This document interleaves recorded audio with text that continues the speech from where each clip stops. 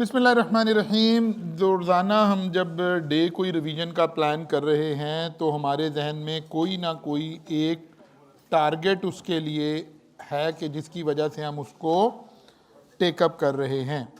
आज दो एडजस्टमेंट को हमने और स्ट्रेंथन करना है, लेकर चलना है। नंबर 1, स्टॉक्स की एडजस्टमेंट, क्लोजिंग स्टॉक की एडजस्टमेंट। क्लोजिंग स्टॉक से रिलेटेड एग्जामिनर हमें दो एरिया में फंसा सकता है, दो एरियाज कभी अंडर डिस्कशन आ सकते हैं। एक एरिया है सेक्शन 35 हमें बताता है कि अगर आप अपनी बिजनेस इनकम कैश बेसिस पर टैक्स करवा रहे हैं, आपको पता है कंपनी के लिए ज़रूरी था अक्रूवल फॉलो करना, बाकी लोगों की मर्जी थी, वो चाहे तो कैश बेसिस पर चले चाहे तो, लेकिन अगर कैश बेसिस पे चल रहे हैं तो फिर रीजनेबल टाइम तक कैश पर ही चलेंगे, अक्रूवल पर चल रहे हैं तो अक्रूवल पर ही चलेंगे। ये मजाक नहीं है कि एक साल आप कैश पे आ जाएं, एक साल अक्रूवल पे आ जाएं, ऐसे नहीं होगा। अगर आपका बिजनेस कैश बेसिस पर टैक्स हो रहा है तो इन्वेंट्री की वैल्यूएशन, कभी शायद आपने अकाउंटिंग में भी पढ़ा होगा, या दो छोटे छोटे से नाम आपने पढ़े होंगे, मार्जिनल कॉस्टिंग, एब्जॉर्प्शन कॉस्टिंग, ठीक है। क्लोजिंग स्टॉक अगर आप कैश बेसिस पर हो तो लॉ आपको क्लोजिंग स्टॉक की वैल्यूएशन की भी ऑप्शन देता है, चाहे प्राइम कॉस्ट पे कर लें चाहे एब्जॉर्प्शन कॉस्ट पे कर लें।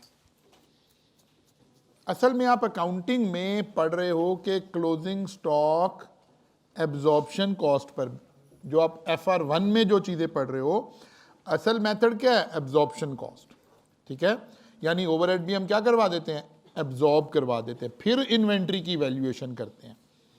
लेकिन लॉ कहता है यार अगर आप कैश बेसिस पर चल रहे हो ना तो आप प्राइम कॉस्ट पर भी वैल्यूएशन कर सकते हो। अभी आपने शायद पढ़ा नहीं हुआ कि प्राइम कॉस्ट होती क्या है, एब्जॉर्प्शन उतनी डिटेल में नहीं पढ़ा हुआ, ये कॉस्ट अकाउंटिंग का टॉपिक है। हमें टैक्स में कुछ नहीं लेना देना इससे, हमें एक बात एग्जामिनर ने पूछनी है जिसके लिए हमें सिर्फ ये नॉलेज चाहिए। कौन से वाला नॉलेज, कि अगर आप अक्रूवल बेसिस पर हैं तो फिर आपको लाजमी है कि एब्जॉर्प्शन कॉस्टिंग ही यूज करनी है। हमने कॉस्टिंग नहीं करनी, एग्जामिनर ने हमें वैल्यू बता देनी है। उसने कहना यार हम ना कैश बेसिस पर थे, अब हम अक्रूवल पर गए हैं इस साल, अब उसने ना स्टॉक्स की आपको ना दो वैल्यू बता देनी है, क्लोजिंग स्टॉक की वैल्यूज, रुपीज वैल्यू। उसने कहना यार मार्जिनल कॉस्ट में ये 5 लाख का था लेकिन एब्जॉर्प्शन में ये 6 लाख का है। बस हमें सिर्फ इतना नुक्ता चाहिए कि अगर इधर से हम इधर जा रहे हैं और स्टॉक प्राइम पर है तो फिर स्टॉक ने भी इधर जाना है। 5 लाख का क्लोजिंग स्टॉक है जो कि अब 6 लाख पर रिपोर्ट होना है अगर आप प्राइम पर बैठे हो, और अगर इधर भी एब्जॉर्प्शन पर बैठे हो और इधर भी एब्जॉर्प्शन पर ही जाना है तो फिर तो कुछ नहीं करना ना। बात समझ आ रही है? क्लोजिंग स्टॉक अगर अक्रूवल बेसिस पर है तो एब्जॉर्प्शन कॉस्टिंग पर आना है कंपलसरी। अगर कैश बेसिस पर है तो आपकी मर्जी है, प्राइम पर रख लो या एब्जॉर्प्शन पर रख लो। हमें सीखने की जरूरत नहीं प्राइम क्या होता है, एब्जॉर्प्शन, हमें नहीं जरूरत इसकी, हमें सिर्फ ये पता होना चाहिए अगर प्राइम पर है और आप उधर जा रहे हो तो इसे भी एब्जॉर्प्शन पर लेकर जाना है। और अगर एग्जामिनर खाली आपको कंफ्यूज कर रहा है, कह रहा है आप कैश बेसिस पर थे, इन्वेंट्री एब्जॉर्प्शन पे कर रहे थे, तो पहले ही एब्जॉर्प्शन पे है, अब कुछ भी करने की जरूरत नहीं। इन्वेंट्री से रिलेटेड एक ये फड्डा है या कट्टा है जो एग्जामिनर खोल सकता है एग्जाम में, ये कट्टा आपको बांधना आना चाहिए, ठीक है ना। एक दूसरा कट्टा है जो हम इससे पिछले सवालों में कर आए हैं, कौन सा, NRV वाला, ठीक है ना। एक हो सकता है कि यार ये इशू नहीं है, एब्जॉर्प्शन कॉस्टिंग से तो कॉस्ट निकाली लेकिन उसकी NRV कम है, तो हमें पता है inventory should be valued at lower of cost or NRV। NRV निकालनी कैसे है, एस्टिमेटेड सेलिंग प्राइस में से डिस्पोजल कॉस्ट माइनस करके और वहां से हम NRV निकालते हैं। ये काम आप अकाउंटिंग में ऑलरेडी कर रहे हो, हमने एक सवाल पीछे किया भी है इसके ऊपर, NRV वाली एडजस्टमेंट। ये दो एडजस्टमेंट आपकी स्टॉक से रिलेटेड हो सकती है किसी सवाल में ये बात भी अंडर डिस्कशन आ सकती है। एक बात, और एक बात हम यहीं लाकर कवर करने लगे हैं, एग्रीकल्चर इनकम। एग्रीकल्चर इनकम हमारे सिलेबस में शामिल है। ये एक छोटा सा एक कॉन्सेप्ट है, एक छोटी सी एक डेफिनेशन है कि यार एग्रीकल्चर इनकम होती क्या है। इसका लीगल स्टेटस ये है कि एग्रीकल्चर इनकम इज एग्जेम्प्ट, ठीक है ना, एग्रीकल्चर इनकम इज एग्जेम्प्ट। अच्छा जी, एग्रीकल्चर इनकम होती क्या है? Agriculture income is income derived from land if land is situated in Pakistan. पहली बात है, पाकिस्तान की ज़मीन की बात हो रही है, and land is use for agriculture purpose. अब मैंने ना ज़मीन किराए पर दे दी, अगर तो सामने वाले ने उसको पार्किंग के तौर पर यूज़ किया, वहाँ उसने कोई इवेंट्स के लिए मार्की लगा ली, तो ये बात हम पीछे पढ़ कर आए, कब प्रॉपर्टी इनकम बनेगी और कब प्रॉपर्टी इनकम नहीं बनेगी, इनकम फ्रॉम अदर सोर्सेज में चली जाएगी। लैंड से पैसे कमा रहे हैं। लेकिन अगर मेरी ज़मीन लेकर सामने वाला उसमें गंदम उगाता है, सब्जियां उगाता है, यानी कल्टीवेशन करता है, एग्रीकल्चर पर्पज़ के लिए इस्तेमाल करता है, तो मेरा ये जो रेंट आ रहा है बज़ाहिर इनकम फ्रॉम प्रॉपर्टी, ये भी क्या बन गई? एग्रीकल्चर इनकम बन गई, क्योंकि ज़मीन मेरी पाकिस्तान में है और ज़मीन एग्रीकल्चर के लिए यूज़ हो रही है। अब जो ज़मीन का मुझे किराया आ रहा है वो इनकम फ्रॉम प्रॉपर्टी नहीं रहा, बल्कि क्या बन गया है? Agriculture income. और एग्रीकल्चर इनकम का रूल क्या है? It is exempt from tax. Exempt का मतलब उससे जो भी आप पैसे कमाएंगे। अब दो बातें हैं ना, एक है कि मैं खुद कल्टीवेशन कर लूँ, खुद गंदम उगाऊँ, कपास उगाऊँ, या आलू लगा के, आजकल जैसे आलू वाले लोग बेचारे परेशान हैं, ठीक है ना, तो ये यहाँ से जो भी प्रॉफिट आ रहा है, जो भी लॉस आ रहा है, दैट इज़ 100% एग्जेम्प्ट। या ज़मीन मेरी है, मैंने किराए पे दे दी, ठेके पे दे दी, किराए पे दे दी, ज़मीन इस्तेमाल हुई एग्रीकल्चर के लिए कि नहीं हुई, तो मेरी इनकम एग्जेम्प्ट है, ठीक है ना। यहाँ लॉ ने इसको थोड़ा सा, एग्रीकल्चर इनकम एग्जेम्प्ट होगी, agriculture income for the year is exempt. कैसे कैसे एग्रीकल्चर इनकम आ सकती है? Sale of agriculture produce without further processing, income earned by cultivator. गंदम उगाई, गंदम बेच दी, जितना पैसा आया सब एग्जेम्प्ट फ्रॉम टैक्स है। कपास उगाया, कपास बेच दी, वेजिटेबल जो भी लगा। या receiver of rent in kind from sale of produce in, कोई बंदा ना इन काइंड आपसे रेंट लेता है चीज़ का। कोई थ्रेशर वाला आया, उसने कहा कि यार मैं ना 5% गंदम मैं लूँगा, मैं आपकी थ्रेशिंग कर देता हूँ। अब वो थ्रेशर का किराया नहीं ले रहा, बल्कि रेंट इन काइंड ले रहा है, वही चीज़ ले रहा है। वो सब्जी तोड़ता है तो उसमें से सब्जी का शेयर लेता है, मैंगो उतारता है तो मैंगो में से शेयर लेता है। Receiver of rent in kind, इस बंदे की इनकम भी क्या हो गई? एग्जेम्प्ट हो गई। Sale after normal processing, income remains agriculture if cultivator perform a basic process normally done to make produce marketable. जैसे गंदम आपने थ्रेशिंग की, उसकी क्लीनिंग करके, या कोई चीज़ उठाया है उसको ड्राई करके, या उसकी सॉर्टिंग करके आप बेच रहे हो, यहाँ तक आपकी एग्रीकल्चर इनकम है।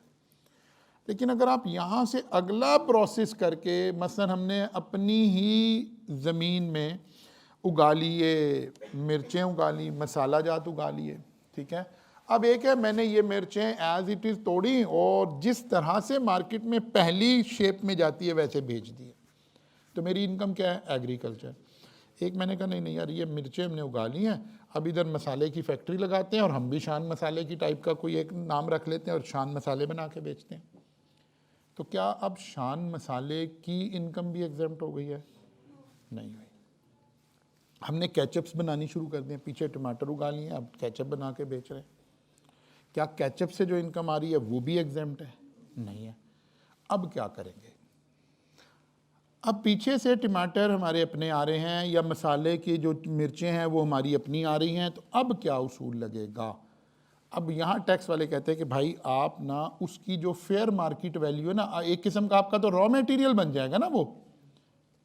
आप इस रॉ मटेरियल की कॉस्ट नहीं लेनी, बल्कि आपने फेयर मार्केट वैल्यू अपने बिजनेस में एज ए कॉस्ट ले लेनी है। और वहां फेयर मार्केट वैल्यू, एग्रीकल्चर के अंदर फेयर मार्केट वैल्यू सेल डल जाएगी, वहां तक की इनकम एग्जेम्प्ट हो जाएगी, लेकिन इससे अगले वाली इनकम टैक्सेबल हो जाएगी। ठीक है ना। वरना ये सारे बड़े बड़े काश्तकार क्या करते हैं, ये गन्ना अपना ही उगाएंगे और उससे चीनी बनाएंगे, तो फिर तो इनकी चीनी से भी इनकम एग्जेम्प्ट हो जाएगी। नहीं, अगर जहांगीर तरीन साहब गन्ने अपने उगा रहे हैं तो फिर सारी चीनी तक की इनकम एग्जेम्प्ट नहीं होगी, गन्ने तक की इनकम एग्जेम्प्ट होगी। गन्ने को फेयर वैल्यू पे उठा के बिजनेस में लाएंगे एज ए कॉस्ट। क्लियर हो गई बात जी। बस यही एक छोटी सी बात। इनकम फ्रॉम एग्रीकल्चर बिल्डिंग, हाँ बिल्डिंग भी अगर एग्रीकल्चर वाले ने किराए पर दे दी, कौन सी बिल्डिंग, जो एग्रीकल्चर के लिए इस्तेमाल हो रही हो, यानी कोई वहाँ डिवेलिंग हाउस बना हुआ हो, कोई स्टोरेज हाउस बना हुआ हो, कोई ऐसी चीज़ बनी हुई हो, तो फिर वो अटैच भी हो वहीं उसके साथ ही, आपकी एग्रीकल्चर के साथ ही, फिर उस बिल्डिंग का जो रेंट है ना, जैसे डिवेलिंग हाउस हो गया, स्टोर आ गया, इस तरह की बिल्डिंग, ये वाली बिल्डिंग का जो रेंट है ये भी क्या है, एग्जेम्प्ट है। अगर बिल्डिंग कौन यूज़ कर रहा है, ये बेसिकली कल्टीवेटर यूज़ कर रहा है, काश्तकार यूज़ कर रहा है। तो बेसिकली सारी असेंबली में कौन बैठे हैं, एग्रीकल्चरिस्ट बैठे हैं, यही बैठे हैं, बड़े बड़े वडेरे बैठे हैं। इन्होंने अपनी हर तरह की इनकम क्या कर ली है, एग्जेम्प्ट कर ली है। हाँ चलो वो तो बीच में हम जैसे, तो वैसे ही हम जैसों के नाम पे वो करते हैं ठीक है ना, हम जैसे के नाम पे करते हैं। अच्छा, अब हमने क्या पढ़ा जी आज तक, आपको मास्टर सारी मैट्रिक तक, एफएससी तक क्या पढ़ाते रहे हैं, Pakistan is an agriculture country, agriculture की इनकम एग्जेम्प्ट है। इसका मतलब है आप IMF पे इधर इधर ही भीख मांगते फिरेंगे ना सारी दुनिया में। भाई आप अब आके हमारी एग्रीकल्चर थोड़ी ख़राब हुई थोड़े अरसे पहले तक, वरना अभी तक तो हम बहुत अच्छी एग्रीकल्चर थी ना, हमारे कपास जब तक ख़राब नहीं हुई थी, जब तक ये चीज़ें नहीं थी, हम दुनिया की बेहतरीन कपास प्रोड्यूस कर रहे थे। लेकिन अब आके चलो हालात थोड़े गड़बड़ भी हुए हैं। तो जो मेन सोर्स ऑफ इनकम था आपके GDP में, सबसे बड़ा हिस्सा किसका, एग्रीकल्चर का है, और वो इनकम एग्जेम्प्ट है, तो इसी वजह से तो आप काम खराब हुआ है। बहरहाल नहीं आओ जी, agriculture proceed use as raw material, जो अभी बात मैंने आपको समझाई, ये रूल्स में बात लिखी है। जैसे हमने रेजिडेंट नॉन रेजिडेंट के लिए रूल्स देखे थे ना, यहाँ लिखे, if a person cultivator receiver of rent in kind use his agriculture produce as raw material in business, then business income is computed by deducting market value of the produce. बस एक सादा सी बात। Clear हो गई बात जी। Agriculture का कहीं नाम आ गया, अगर डायरेक्ट सिर्फ हमने कहीं से रेंट उठा लिया, कोई और ऐसी चीज़ उठा ली, तो ये तो सादा वाली बात आ गई है। ज़्यादा काम कहाँ ख़राब होगा, जब आप उसको as a raw material use करेंगे अपने पास, ठीक है ना, उसको as a raw material, agriculture income को अपने पास एज ए रॉ मटेरियल लाएंगे, तो फिर उसकी कॉस्ट आपको कैलकुलेट करनी पड़ेगी। एक बड़ा ही ज़बरदस्त, और एक हमने इन्वेंट्री की बात कर ली, दो बातें हो गई हमारी। इसके ऊपर एक बड़ा ज़बरदस्त सवाल हमें नज़र आएगा मार्च 2023 का। ये है सवाल, ये है मार्च 2023 का। ये तो मैंने आगे लिखा है कि इसके साथ आपने मार्च 2020 का होम असाइनमेंट है आपकी, जो आपने घर जाके करना है, क्योंकि इसमें भी यही बात डिस्कस हो रही है, ठीक है ना। Sweet baker is a bakery business owned by Maryam Nawaz and her two brothers. कैसा इत्तेफाक है, ठीक है ना, बता के नाम ही चेंज करते हैं। अच्छा जी, who share profit in the ratio of 60-20 respectively. AOP भी बन गया। अच्छा जी, SB has 3 retail outlet located in. अच्छा, जब एग्जामिनर कोई क्वांटिटेटिव बात कर रहा हो ना, तो हमें हमेशा तवज्जो कर लेनी चाहिए उस पर। मतलब कहता है हैज़ रिटेल आउटलेट, ओके, कह रहे हैज़ 3 रिटेल आउटलेट, तो माइट भी इस 3 का भी कोई इस्तेमाल हो कहीं ना कहीं जाके, तो हमें थोड़ा चौकस हो जाना चाहिए। वही क्या क्या जुमला बोलते हैं हम, क्वांटिटेटिव एस्पेक्ट, ठीक है ना, कि यार हमें क्वांटिटेटिवली कई चीज़ें समझ आनी चाहिए। अच्छा जी, located in Karachi and is also owns agriculture land, that is rented to a chicken farmer. SB is registered with sale tax authorities as tier 1 retailer. हमारे पास एग्रीकल्चर लैंड है जो हमने किराए पर दी हुई है, ठीक है ना, इसका मतलब एग्रीकल्चर इनकम आने का चांस क्रिएट हो गया. Following information has been extracted from the record for SB for the year ended 30 June 2023. अब नॉर्मल हो गया जी, सेल आ गई, कॉस्ट ऑफ सेल आ गई, ग्रॉस प्रॉफिट आ गया, ऑपरेटिंग एक्सपेंसेस आ गया, प्रॉफिट बिफोर टैक्स आ गया, डन हो गया. आगे चले तो उसने कहा कि जनाब additional information, net sale include rental received from chicken farmer. कौन सी जगह? Land, agriculture land, as detailed below. कहता है मंथली रेंट दे रहा है वो में 0.5 मिलियन, और क्योंकि हम भी तो बेकरी चला रहे हैं, और साथ ही हमें 120 पेटीज of egg every month. Each पेटी hold a market value of 7,200. इसका मतलब है 7,200 ज़रब 120 ज़रब 12. ये रेंट इन काइंड आ रहा है और बाकी वाला ऊपर रेंट इन कैश आ रहा है. ये दोनों को ऐड करूं तो ये मेरी एग्रीकल्चर इनकम है जो कहाँ पड़ी है? सेल का तो मतलब है इनकम फ्रॉम बिजनेस में पड़ी है, ये तो इनकम फ्रॉम बिजनेस नहीं है. पहले तो इसे यहाँ से चाहिए ना हमें. सेल इंक्लूड्स, करें जी वैल्यूएशन निकालें copy. 0.5 multiplied by 12, 0.5 multiplied by 12 plus 120 multiplied by 7,200 multiplied by 12.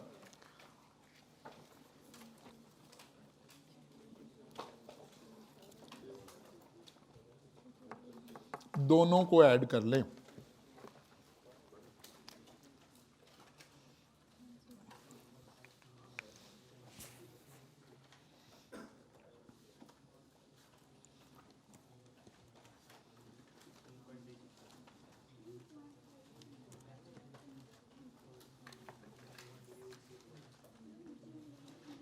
जी जनाब, इधर देखें, यहां से शुरू होना है ना सवाल. निकाल लें, कॉपी बनाना शुरू करें. वर्किंग नोट बनाई, शाबाश आ जाएं.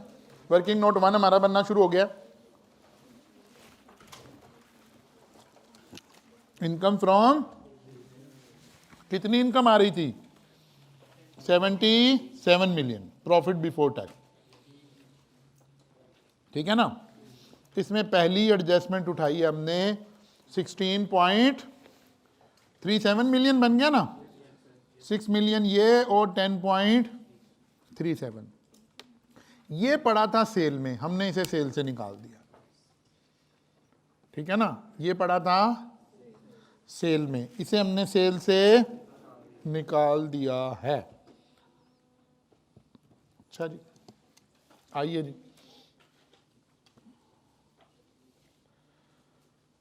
डन हो गई बात. सेल से हमने इसको निकाल दिया. फिर कहता है cost of sale includes purchase of various raw material worth 24 million on which no withholding tax was deducted at the time of SB made total purchases of 200 million during the year.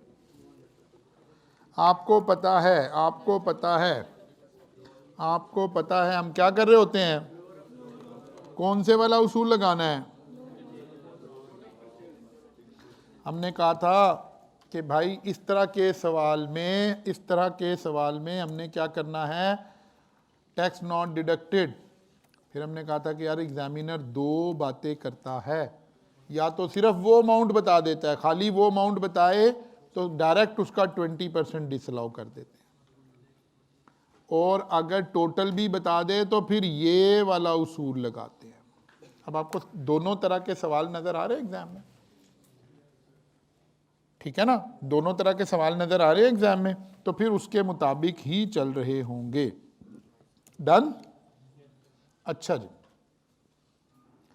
Purchase of milk powder. अब कहानी चल क्या रही है? Cost of sale includes purchase of milk powder worth 10 million of which 10% is delivered to home for 3 partner of their personal use.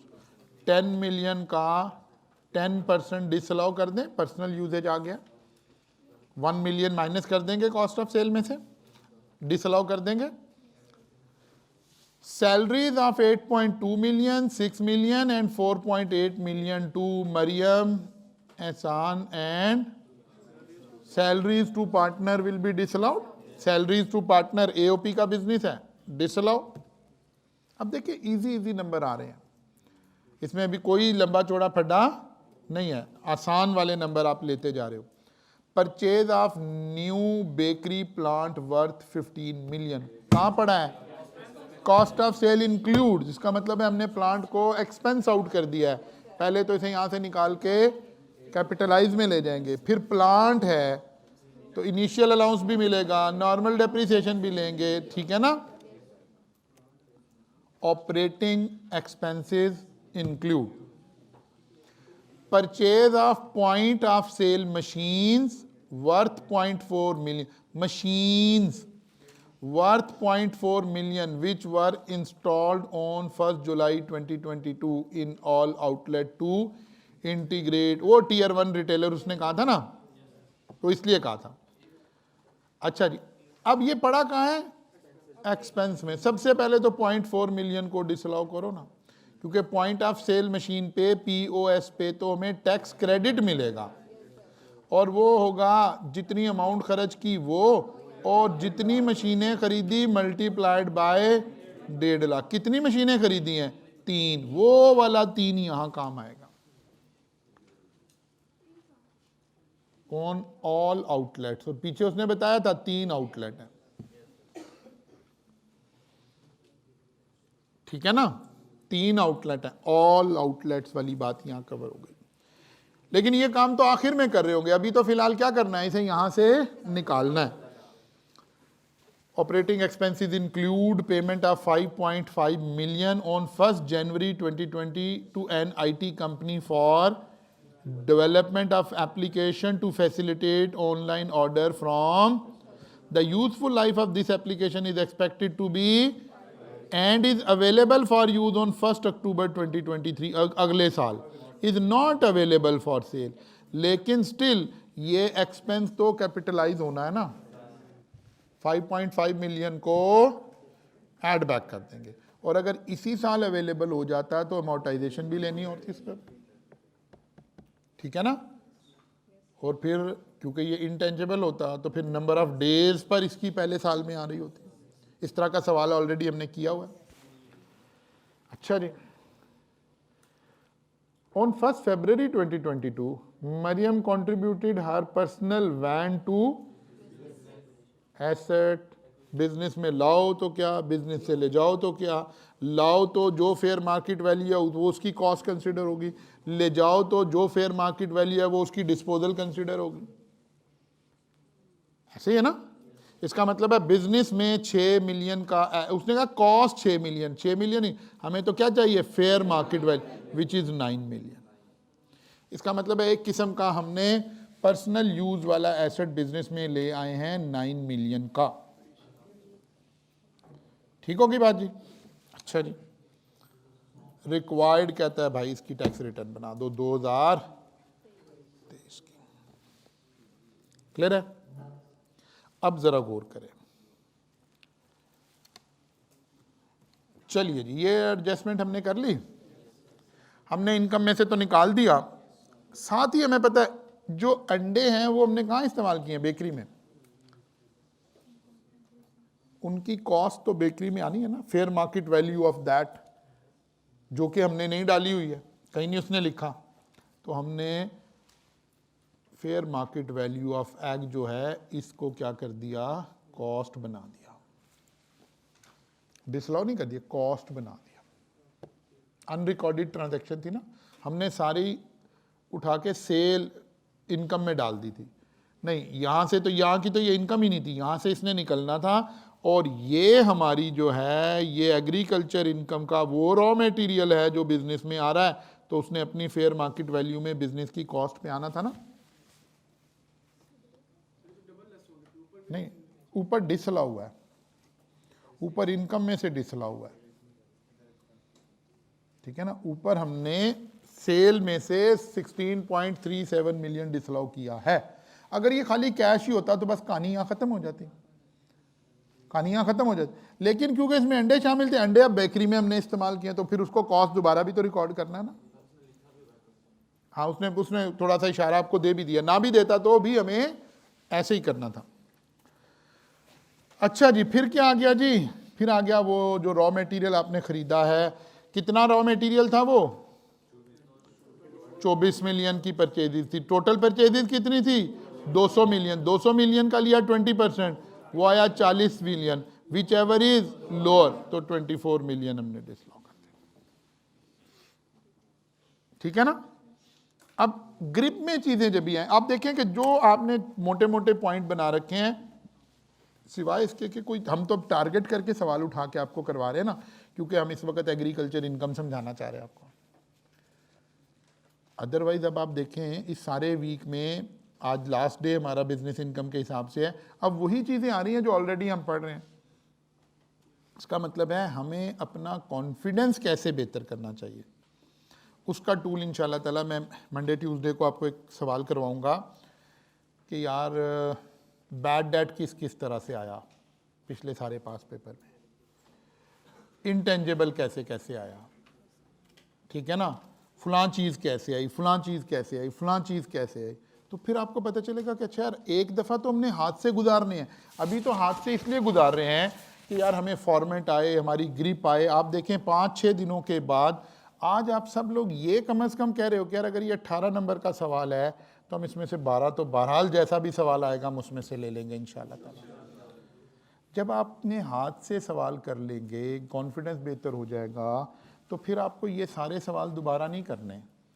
फिर मैं इंशाल्लाह Monday Tuesday को आपको वो सवाल दूंगा, बस उसको रीड आउट करना है। उसमें क्या होगा, पिछले तकरीबन 15 साल में जितनी दफ़ा बैड डेट जैसे जैसे आए सारे लिखे हुए हैं, जितनी दफ़ा आज तक डिस्पोजल ऑफ एसेट हुई वो सारी लिखी हुई है, जितनी दफ़ा रॉ मटेरियल में कोई बात आई वो सारी लिखी हुई है, जितनी दफ़ा एनआरवी का कॉन्सेप्ट जैसे जैसे चेक हुआ वो सारा एक जगह लिखा हुआ है। जब आप उसको करोगे तो आप एकदम से और एक बेहतर कॉन्फिडेंट लेवल पे आ जाओगे इंशाल्लाह ताला। अच्छा जी, आगे चलिए जी। पाउडर हमने 1 मिलियन का डिसअलाउ कर दिया, वो जो घर चला गया था। सैलरीज टू पार्टनर एओपी होने की वजह से इसको फारिग करा दिया। Purchase of new bakery plant, ये हमने कैपिटलाइज किया हुआ था, इसको यहाँ से निकाल दिया, इसके ऊपर डेप्रिसिएशन लेनी है अभी हमने। फिर आ गया जी, ये ले लिया, साथ ही ले लिया हमने उसका इनिशियल अलाउंस ले लिया पहले 25% और फिर माइनस करके नॉर्मल डेप्रिसिएशन ले ली। Purchase of point of sale machine, ये हमने कैपिटलाइज, हमने एक्सपेंस आउट कर दी थी, इसको हमने दोबारा यहाँ से निकाल दिया, ठीक है ना। फिर हमने वो जो सॉफ्टवेयर डेवलप करवा रहे हैं उसकी कॉस्ट को एक्सपेंस आउट किया हुआ है, वो तो एसेट है, उसको भी डिसअलाउ कर दिया। फिर यहाँ सिर्फ आपको लिख के मैंने दिखाया कि यार अमोर्टाइजेशन अगर डेट होती तो लेनी थी, इसलिए यहाँ लिखा हुआ है कि अमोर्टाइजेशन हमारे जहन में रहे। यहाँ तो क्योंकि अगले साल से इस्तेमाल होना है तो उसने आना नहीं है, लेकिन क्योंकि अभी तो आप पढ़ रहे हो ना, तो पढ़ते हुए तो मैं ऐसे ही देखना है कि यस हमने अगर कैपिटलाइज किया है तो उसके ऊपर डेप्रिसिएशन लेनी है, हमने कोई इनटेंजेबल था तो उसके ऊपर अमोर्टाइजेशन लेनी है। अब वो जो वैन आई है उसके ऊपर 15%, इस पर इनिशियल अलाउंस क्यों नहीं लिया, क्योंकि ये यूज्ड आ रहा था। पर्सनली तो पहले यूज हुआ था ना, ठीक है ना, पर्सनली तो पहले यूज हुआ था। सर वैन पे तो लेते ही नहीं, नहीं नहीं नहीं नहीं, passenger transport vehicle not playing for, ये तो गुड्स ट्रांसपोर्ट व्हीकल होगी ना। वैन के लफ्ज से हमें पता लग रहा है ना कि जो बेकरी की वैन, डिलीवरी वैन नहीं होती, ये समथिंग लाइक उसकी फीलिंग आ रही है। लेकिन उसके बावजूद हमने नहीं लिया क्योंकि पर्सनली पहले यूज हो रहा था, सेकंड हैंड आ गया ना बिजनेस में, तो इनिशियल के लिए तो not previously use in Pakistan होना चाहिए था। टोटल इनकम आ गई, इसकी कॉस्टिंग चेक कर लेनी है, ये मैंने लेट बैठ के की हुई होती है, ठीक है ना, कहीं कॉस्टिंग साइड इसकी गलत हो तो वो आपने ठीक कर लेनी है। डन होगी बात। कितनी इनकम आ गई जी? नहीं, शाबाश, 10 से अबव आ गई, ब्रेन को तो ऐसे काम करना है ना कि वो प्रोविजन में फॉल किए कि नहीं किए, तो 10 से अबव आ गई है। इसका मतलब है सरचार्ज जो कल पढ़ कर गए थे वो वाला उसूल भी लग गया। अभी नहीं लगा, अभी तो ये टोटल इनकम आई है ना, अभी तो हमने टैक्सेबल तक जाना है, ठीक है ना, अभी तो हमने टैक्सेबल तक जाना है। अच्छा जी, टैक्सेबल इनकम तक जाना है ना। अच्छा नहीं, उसने कुछ और दिया ही नहीं हुआ, सिर्फ एक वो पॉइंट ऑफ सेल ही दिया हुआ सिर्फ। अच्छा इधर आइए जी, ये बिजनेस इनकम उठा के मैं यहां ले आया 108.37। अब मैंने उठाई एग्जेम्प्ट इनकम, एग्रीकल्चर इनकम 13.37। इसमें अंडे भी शामिल हैं, कैश भी शामिल है, कहना डबल रोटी भी शामिल, ठीक है ना, अंडे भी शामिल है और वो कैश वाला भी शामिल है, दोनों चीजें आ गई ना। एक दफा हमने इसको इनकम, आपको पता है तीन इनकम कौन सी, FTR, SBI, एग्जेम्प्ट, ये एक दफा ऐड होती हैं और एक दफा टोटल इनकम आ गई। टोटल इनकम में से अब हमने एग्जेम्प्ट इनकम माइनस कर दी, ये टैक्सेबल इनकम आई है, क्योंकि स्ट्रेट डिडक्शन कोई नहीं गिवन, ज़कात का कोई जिक्र नहीं है, वर्कर वेलफेयर फंड का कोई जिक्र नहीं है, वर्कर पार्टिसिपेशन फंड का कोई जिक्र नहीं है, चिल्ड्रन एक्सपेंसेस कोई नहीं है, पॉइंट ऑफ सेल पे टैक्स क्रेडिट मिलना है, ठीक है ना, पॉइंट ऑफ सेल पे तो टैक्स क्रेडिट मिलना है। चले जी, ये इनकम आ गई, इसका मतलब है इस इनकम पर टैक्स कैलकुलेट करना चाहिए और उस टैक्स का 10% सरचार्ज कैलकुलेट करना चाहिए।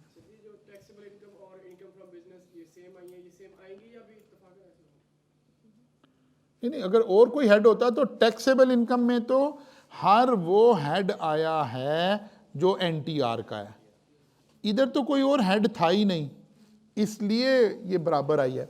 वरना यहाँ तो सैलरी होती तो सैलरी भी आ रही होती, NTR वाला कैपिटल गेन होता तो वो भी आ रहा होता, NTR वाली अदर इनकम होती तो वो भी आ रही होती, फिर बिजनेस इनकम ये होती और ये कुछ और होती।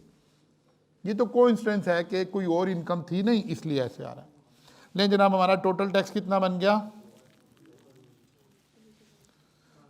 अब क्योंकि पॉइंट ऑफ सेल का जो टैक्स क्रेडिट है वो एवरेज रेट वाला नहीं है, A/B मल्टीप्लाइड बाय C वाला नहीं है, बल्कि क्या लिखा हुआ है, वहाँ लिखा हुआ था कि यार या 1.5 लाख रुपया पर मशीन या actual, which ever is lower, ये लगना है। 3 मशीनें आई हैं 0.4 मिलियन की, 1,50,000 multiplied by 3, which ever is lower will be allowed.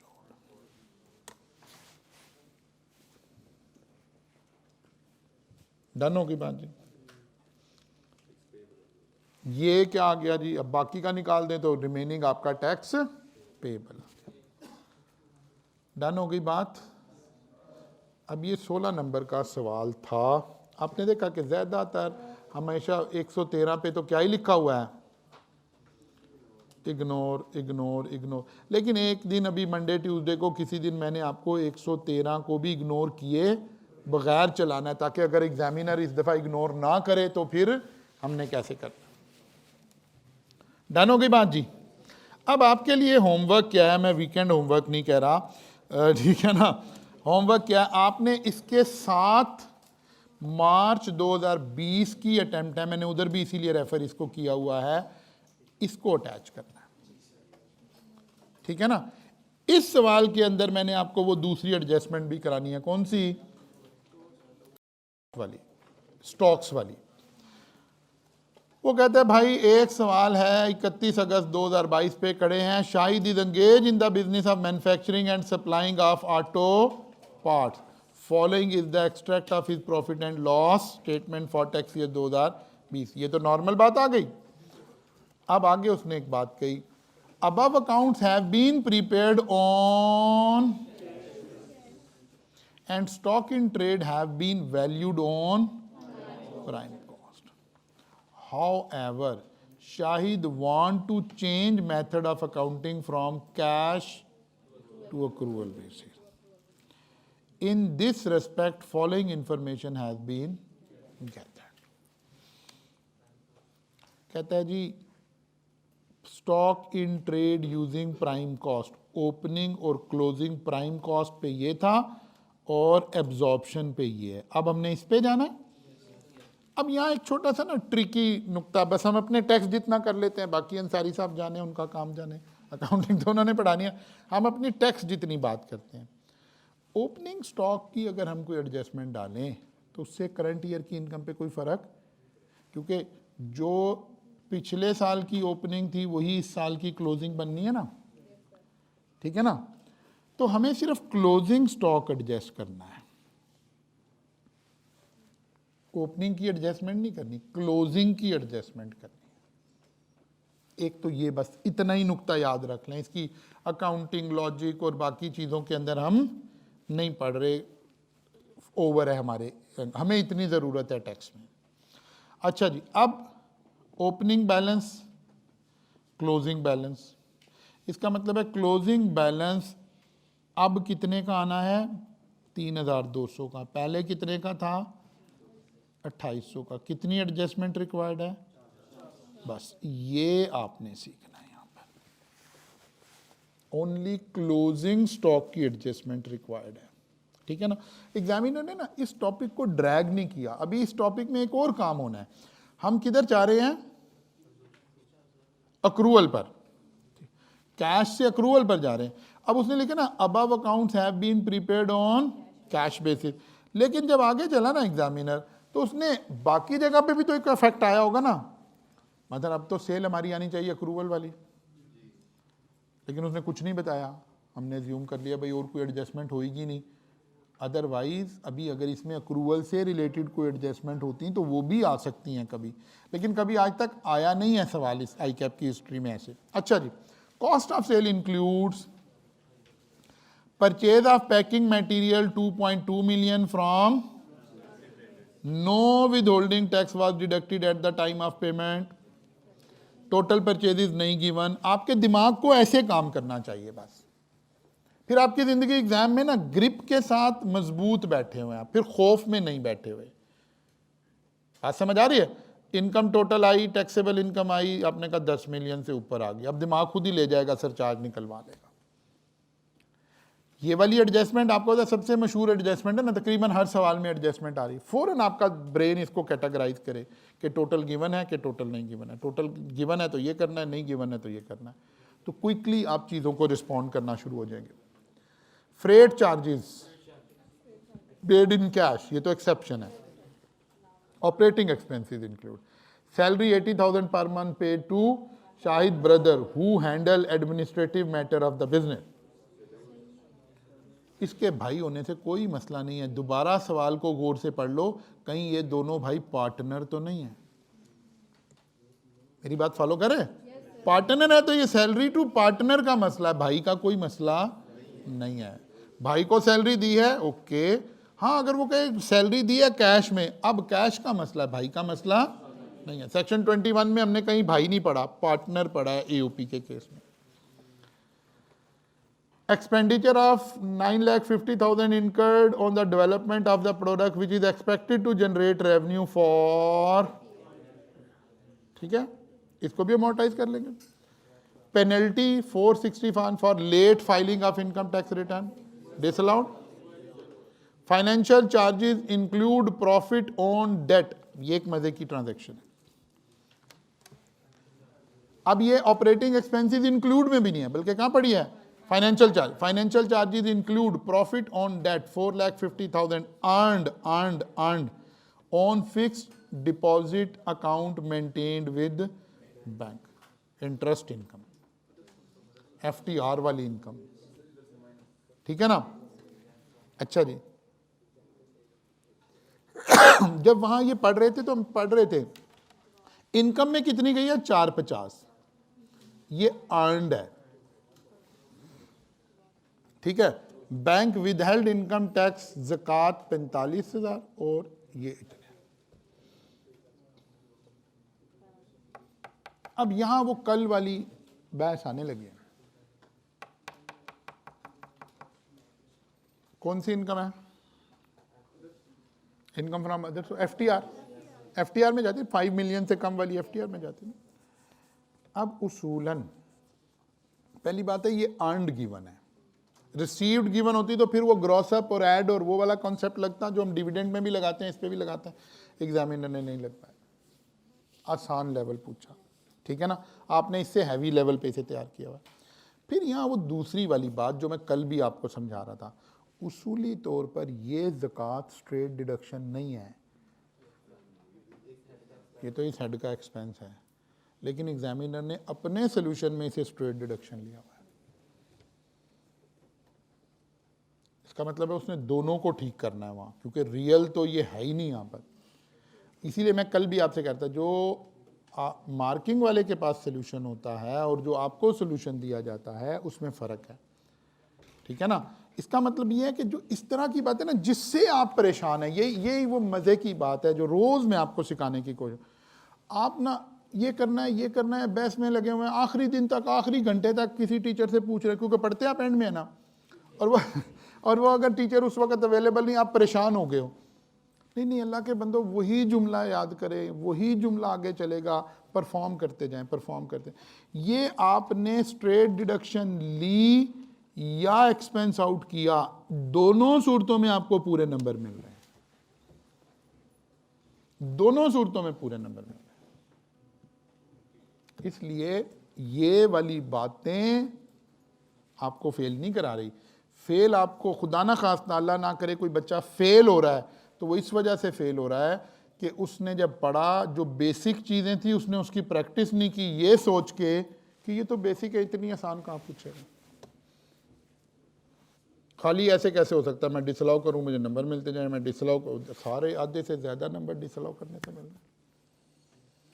और वो जो कोई 5 नंबर की पूरे पेपर में, आप ये बात मेरी लिख लें, अगर ये वायलेट हो जाए तो फिर मेरे पास आइएगा कि सर आपने ये कहा था और ये हो गया।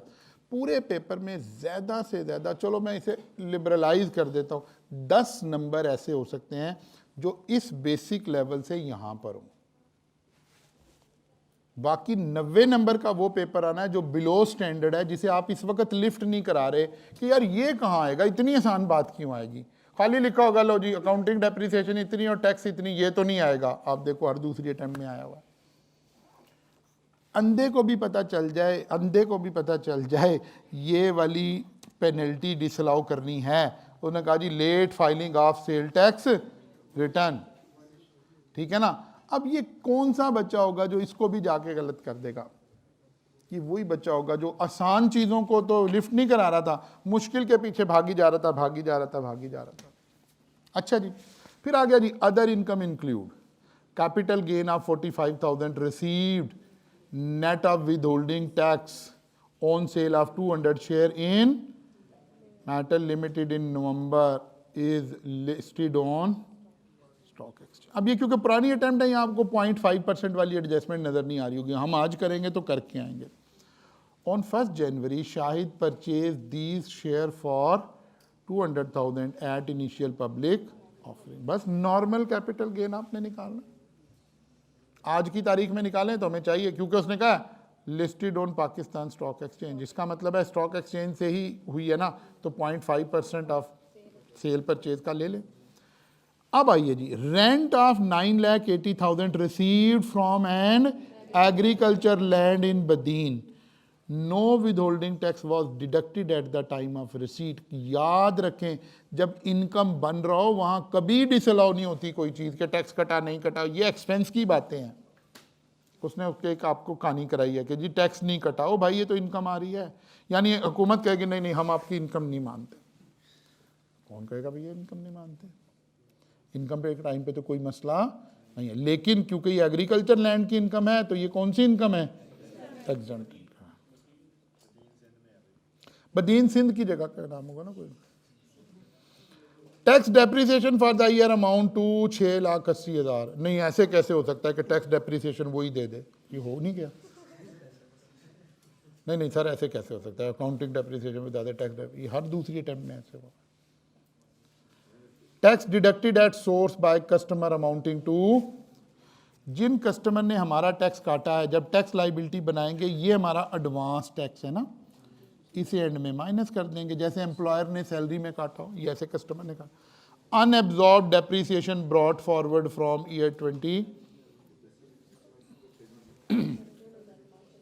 अनएब्जॉर्ब डेप्रिसिएशन कहता है भाई जनाब आप कि मेहरबानी मुझे टैक्स रिटर्न बना दो। डन। देखो जरा 29% बच्चा पास हुआ है। हम इस सवाल को क्या कह रहे हैं, बिलो एवरेज आया हुआ है। हर एडजस्टमेंट नीचे लेवल पर बैठी है।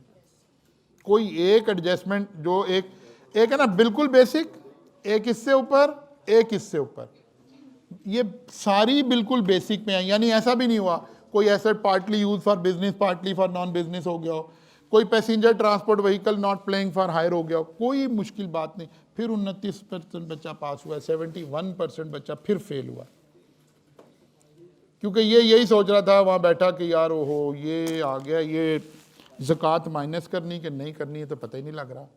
अब ये वहाँ ज़कात के चक्कर में ही पड़ा रहा, तो अगली दफ़ा ज़कात फंड से ये फीस जमा करा रहा होगा, ठीक है ना, क्योंकि इसके दिमाग में वहाँ बैठ के ज़कात घुस गई है। कुछ भी नहीं हुआ, ज़कात माइनस कर देंगे तब भी ठीक हो जाएगा, नहीं कर देंगे तब भी ठीक हो जाएगा। आगे चले सवाल में 18-19 नंबर पड़े हैं, उनको लेकर उसमें से 16-17 नंबर आ जाएंगे इस सवाल में आपके।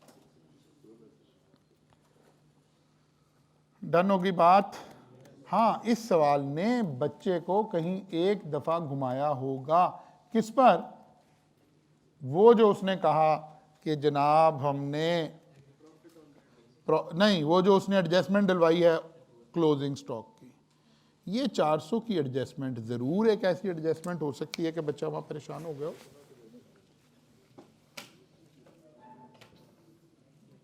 बात समझ आ रही है? इसके अलावा बाकी कोई एडजस्टमेंट ऐसी नहीं है। तो भाई आपके ज़िम्मे आज ये 2 सवाल हैं, ये दोनों सवाल आपके एग्रीकल्चर इनकम की बात को भी सीधा पदरा कर देंगे और बाकी आपकी फर्दर प्रैक्टिस भी कंटिन्यू हो जाएगी। जी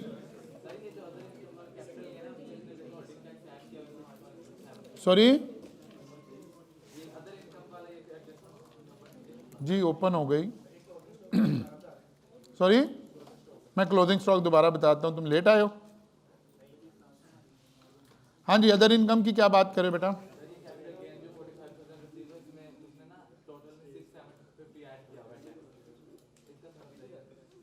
अभी मैं कहता हूं, पहले इसको यहां पढ़ो। Other income include capital gain of 45,000 received net of with holding tax.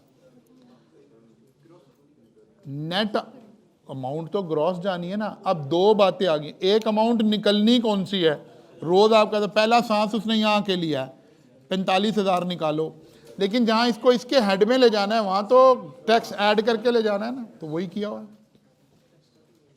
ठीक है ना। हमेशा ग्रॉस इनकम जाती है ना, तो ग्रॉस ही जा रही है, ये नेट है। बात समझ आई? ओके, हाँ जी। और आप क्या कह रहे हो? आप कह रहे हो वो दोबारा समझा दूं स्टॉक वाले। ओके, वापस आओ जी। Stock stock stock stock stock में टोटल एग्जामिनर के पास 2 बातें हैं। आपको अगर उसने स्टॉक की एडजस्टमेंट बनानी है तो 2 तीर हैं उसके पास चलाने के लिए। एक एनआरवी का तीर है जो कुछ अर्सा पहले अभी हमने एक सवाल में करके देखा था, inventory should be measured eight lower of cost और एनआरवी। एक तीर तो ये है। एक तीर है जो वो बड़ा ही रेयरली इस्तेमाल करता है, और वो तीर है कि आपका अकाउंटिंग मेथड चेंज करवाए।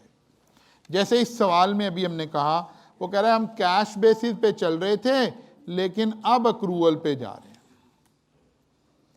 ठीक है ना। अक्रूवल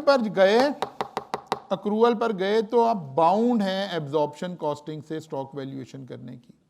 अगर तो इधर भी एब्जॉर्प्शन से ही कर रहे होते तो सिर्फ उसने चाका कराया है, कुछ नहीं किया, कोई एडजस्टमेंट रिक्वायर्ड नहीं है। लेकिन अगर इधर प्राइम पे कर रहे थे तो अब चाका नहीं कराया, अब आपसे एडजस्टमेंट करा रहा है, ठीक है। फिर हमने एक छोटा सा कॉन्सेप्ट और सीखा कि क्लोजिंग स्टॉक की एडजस्टमेंट करनी, ओपनिंग की नहीं करनी। ओपनिंग की करेंगे भी तो वो पिछले का क्लोजिंग इसका ओपनिंग बन के उसने नलीफाई हो जाना, उसकी कोई एडजस्टमेंट रिक्वायर्ड नहीं है। डन हो गई बात। दूसरी बात एनआरवी है। एनआरवी तो आप अकाउंटिंग में भी पढ़ रहे होते हो। जब भी वो कहता है कि जी 5 लाख का क्लोजिंग स्टॉक शामिल है तो आप उसकी एनआरवी कैलकुलेट कर लें। अगर तो वो 5.5 लाख है तो कोई बात नहीं है, चाका ही करा रहा है। और अगर वो 4 लाख है तो एडजस्टमेंट करवा रहा है।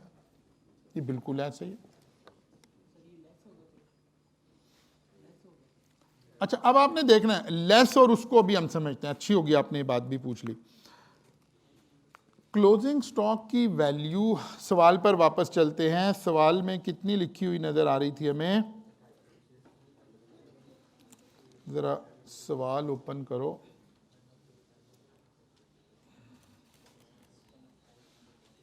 ये तो वो खुल गया,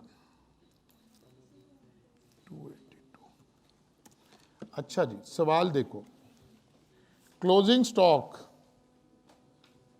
इंक्रीज होना है कि डिक्रीज होना? 3200 पे जाना है। क्लोजिंग स्टॉक की वैल्यू इंक्रीज हो तो प्रॉफिट इंक्रीज होता है, ठीक है ना। तो प्रॉफिट, क्लोजिंग स्टॉक जैसे जैसे बढ़े वैसे वैसे कॉस्ट ऑफ सेल आपकी कम होना शुरू हो जाती है। ऐसे ही है ना। इसका मतलब है हमारी कॉस्ट ऑफ सेल क्या हो जाएगी? कम हो जाएगी। तो प्रॉफिट बढ़ेगा। तो प्रॉफिट में ये चीज हम क्या कर दें? ऐड कर दें। प्रॉफिट में ये चीज ऐड कर दें। बात समझ आ रही है ना? अब ये वाली बात कि यार क्लोजिंग स्टॉक बढ़ेगा तो मैं कह रहा हूं प्रॉफिट बढ़ेगा, इसे मुझे एक्सप्लेन करने की तो जरूरत नहीं है ना, ठीक है ना। इसे तो मुझे एक्सप्लेन करने की जरूरत नहीं है। ये 2 सवाल आज आपके जिम्मे हैं, और मैंने आपको फिर प्रिंट दोबारा भेजा हुआ है ताकि आपने जो प्रिंट लिया वहाँ तो कोई एडजस्टमेंट करनी हो, ताकि मैं जहाँ, अब जैसे मैंने यहाँ इसको ना कल बैठकर थोड़ा सा क्रॉस रेफर कर दिया, ताकि आप जब भी इस सवाल को सॉल्व करो तो आपको पता हो यार मैंने मार्च 20 इसके साथ ही देखना है, ठीक है ना। ऐसे छोटी छोटी कोई एफिशिएंसी, कोई बेहतरी, कोई चीज़ कंटेंट में आती रहती है, बिकॉज हम कंटेंट को दोबारा रिविजिट करते रहते हैं तो चीज़ें वहाँ थोड़ी हमें और क्लिक हो जाती हैं। पर्टिकुलरली जैसे ही आई कैप की रिवीजन आती है तो मैं फिर अपने आप को सोच रहा होता हूँ कि यार अच्छा इतने से टाइम में बच्चे ने कैसे 100% कवर करना है। तो वो जो पूरे सेशन में जो अल्लाह की तरफ से एक स्मार्ट बात नहीं जहन में आ रही होती ना, वो अब आकर आनी शुरू होती है कि नहीं यार इसको यहाँ से लिंक कर दूँ, इसको यहाँ से उठा लूँ, ये एक बात ये बता दूँ तो ऐसे बच्चा जल्दी पहुँच जाएगा। तो वो कुदरती वो वाली बातें हो रही होती है। इसलिए आपने जो 14 दिन हैं वो आपने हमारे साथ गुजारने हैं, ठीक है ना। हम इंशाल्लाह अपना जो टैक्स का कोर्स है ना वो इंशाल्लाह ताला वैलेंटाइन डे वाले दिन, भाई कमाल हो गया यार, एक तो बदल ही सही हो सारे हैं। 14 फरवरी को हमने ख़त्म करना है ना, तो 14 फरवरी को वैलेंटाइन डे ही नहीं होता, तो मैंने कौन सी गलत बात किया है? नहीं छुट्टी तो नहीं है, उस दिन तो असल ड्यूटी लगी होती है, आप कहते छुट्टी है। अच्छा जी, कल मुलाकात होगी, यहाँ से आगे चलेंगे, कल मुलाकात होगी, यहाँ से आगे चलेंगे।